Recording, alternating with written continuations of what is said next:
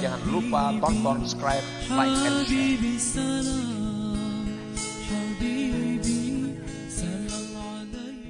Nah, para muhibbin rahimakumullah.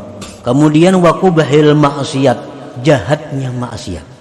Jahatnya sebuah dosa yang diperlihatkan kepada kita. Satu, suhtullah, murka Allah. Nah, murka Allah ini lebih daripada sekedar neraka. Neraka itu sudah berat, tapi murka Allah lebih berat daripada neraka. Para aulia itu dalam munajat mereka, ya Allah, hamba setuju, hamba mau masuk neraka asal engkau ridai. Dan hamba tidak mau ke surga kalau engkau benci kepada hamba. Nah, benci Allah ini sesuatu yang lebih dari sekedar siksa. Bila kita berbuat maksiat, maka otomatis kita ini adalah berada dalam kemurkaan Allah. Nah, kemurkaan Allah. Maka bila Allah itu murka, jangankan Allah yang murka lawan kita, atasan kita aja murka lawan kita. Siapa yang murka lawan kita, tentu segala-galanya bisa terjadi. Apalagi Allah yang murka. Yang kedua, suhtul malaikah. Kita berbuat maksiat, ini malaikat ini murka kepada kita. Terutama malaikat hafazah, malaikat yang disuruh Allah mengawal kita nih. Kan setiap manusia itu ada malaikat hafazah, beberapa orang yang mengawal kita. Nah, kita berbuat maksiat, malaikat itu murka.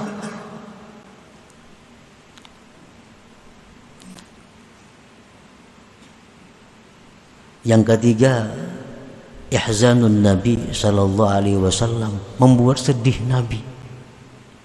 Membuat sedih Nabi. Begitu disampaikan kepada Nabi, Fulan bin Fulan hamba engkau ini berbuat maksiat ini. Nabi kita huzun, Nabi kita sedih.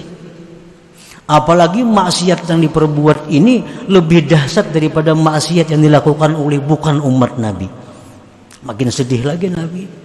Maksiat yang kita lakukan orang Kristen aja kadang gawe kayak itu, orang Yahudi aja kadang gawe kayak itu. Ini ada umat Nabi yang melakukan itu. Nabi kita sangat sedih, kecewa bila melihat umatnya melakukan maksiat itu. Yang keempat, ibrahu a'da aduwihi iblis. Maksiat yang kita lakukan itu membuat gembira musuh paling musuh iblis. Iblis beambung.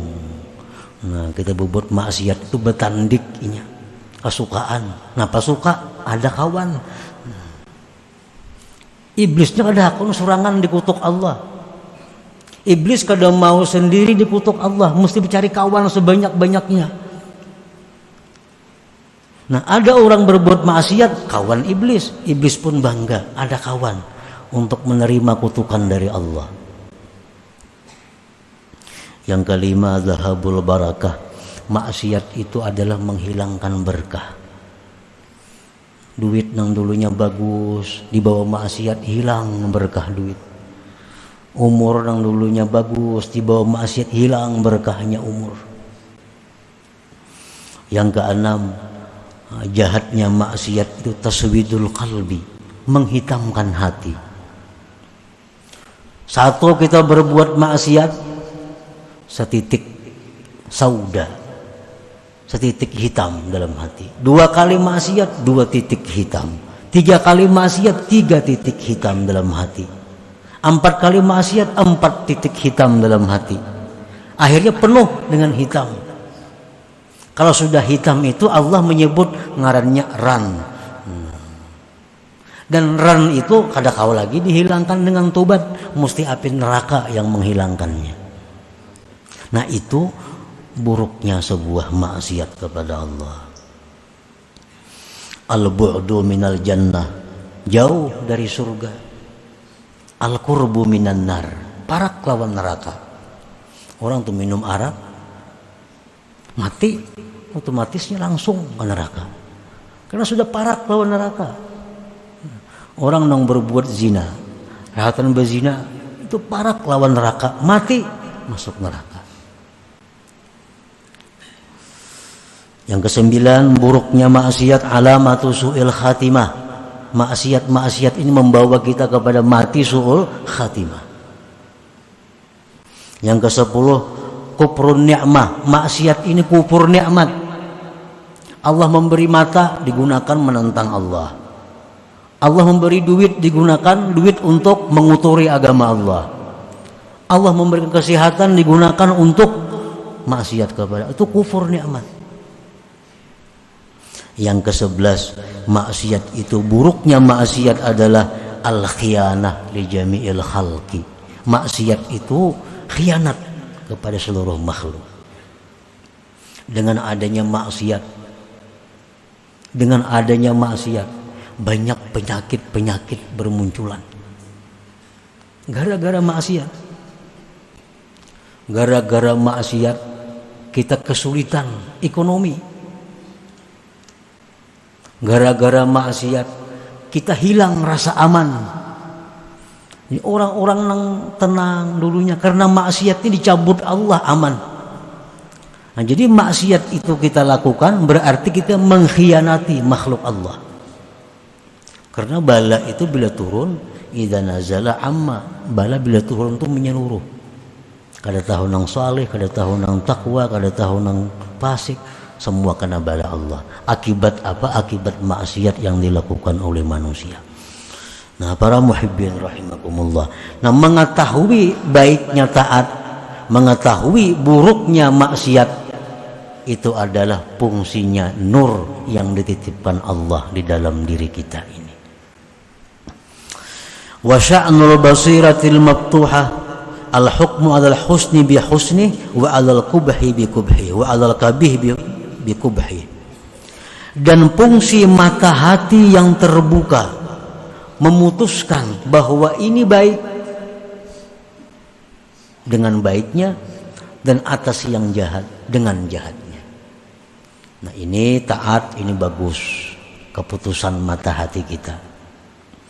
Maksiat ini kada bagus, ujar mata hati kita. Itu keputusan sudah. Ini kalau mata hatinya nang maftuhah, mata hati yang terbuka.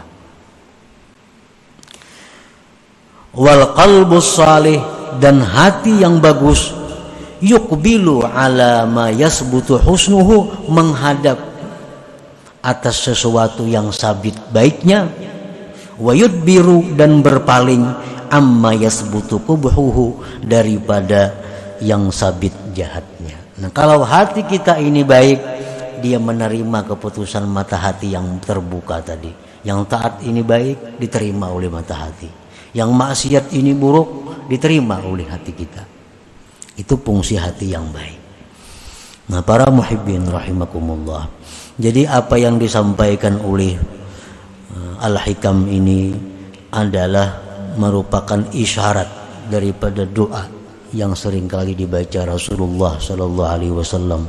Allahumma arinil haqqa haqqa warzuqni ittiba'ah wa arinil batila batila warzuqni ijtinabah. Ya Allah, perlihatkan kepadaku yang benar itu benar, dan beri aku kemampuan untuk melaksanakannya.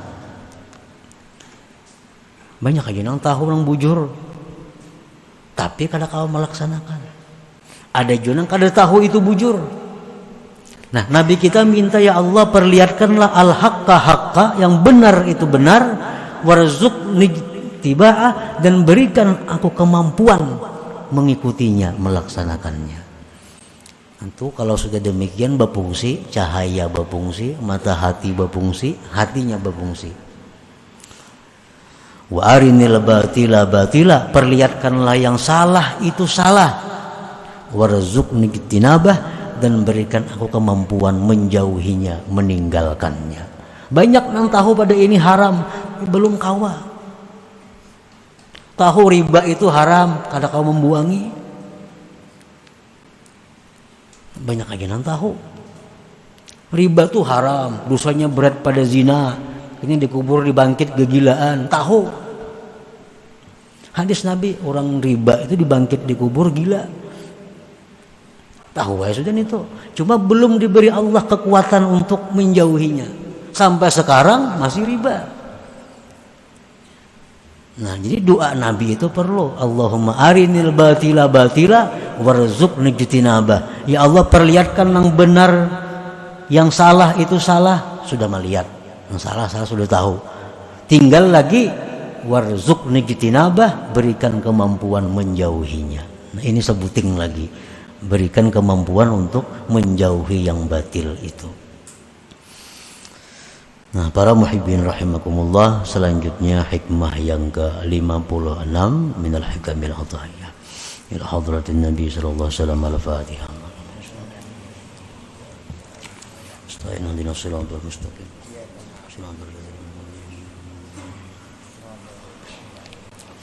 Ya Allah biha, ya Allah biha, ya Allah bi husnil khatimah. Ya Allah biha, Allah biha, Allah bi husnil khatimah. Ya Allah biha, ya Allah biha, Allah bi husnil khatimah. Ya ayyuhar rajul minhu syafa'atan, sallu alaihi wa sallimu taslima. Allahumma salli wa sallim. Jangan lupa tonton, subscribe, like, and share.